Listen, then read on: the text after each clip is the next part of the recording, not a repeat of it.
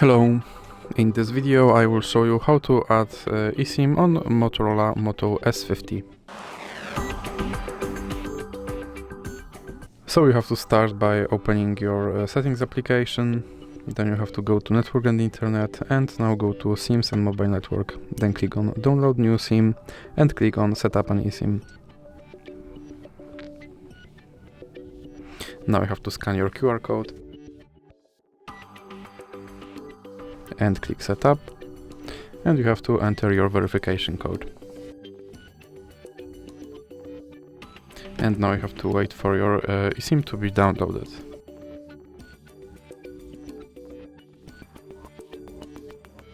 Now click finish, and as you can see, my eSIM is now added on my device. So that's it for this video. If you liked it, please remember to leave like and subscribe.